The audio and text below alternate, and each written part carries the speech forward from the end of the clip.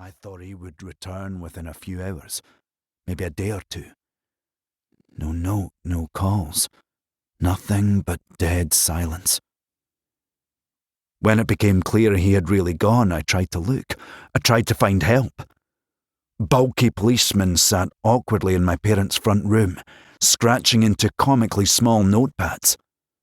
They wore belts holding the tools of crime and capture, handcuffs and radios and more. Tools that were meaningless to me. I assumed he had run to the Lake District, somewhere we had gone often as a family, a place of escape and adventure, of walking and sunshine and family warmth, of wood smoke carried on the frozen air. I looked south, and he ran north.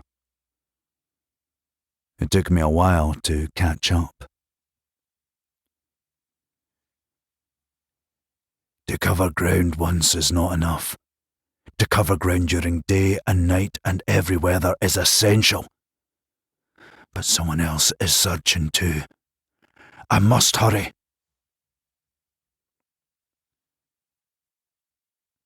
It took almost 9 months to find where he had gone. Months of grieving, fractured and doubled, certainty clouded and confused. Through a winter, spring, summer and back to autumn again, sifting through their home with its new weight and sorrow, not knowing what to keep and what to throw away. How do you pack up and move on from a death and a disappearance?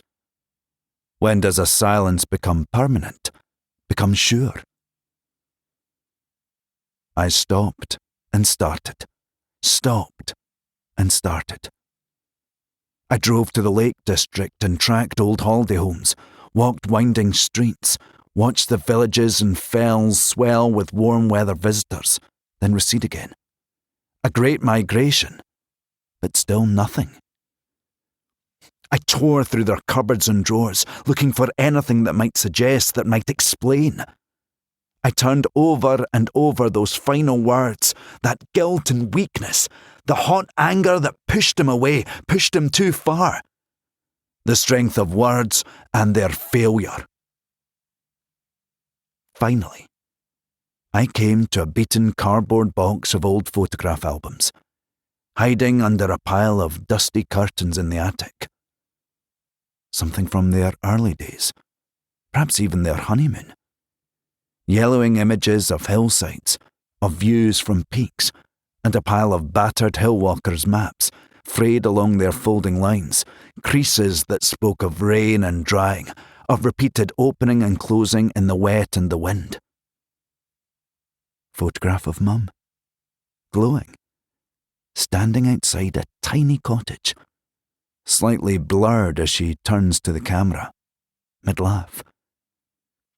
She is surrounded by towering pines, stretching far above her. And on one map, there was a single, simple dot. A mark to suggest the centre of everything. Somewhere you might run in anger, in pain to discover and remember. Or to pretend that nothing has happened.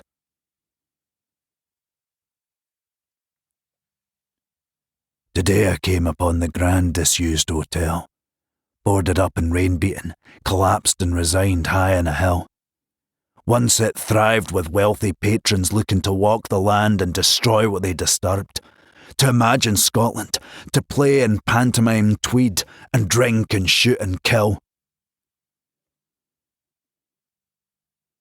Driving to the wilderness was both calm and crazed. A beautiful and manic trip through rolling countryside, feeling the land change as you climb higher, as hills grow to mountains, as nature becomes bigger and fiercer everywhere you look. I was driving towards a dot, towards an old photograph that told me nothing, chasing a desperate hope. If not there, then where? I had scoured, searched, trailed everywhere else I could think of. I had nothing left to give and nowhere left to go. It was close to impossible to find. A place to hide miles and miles from anywhere, completely in...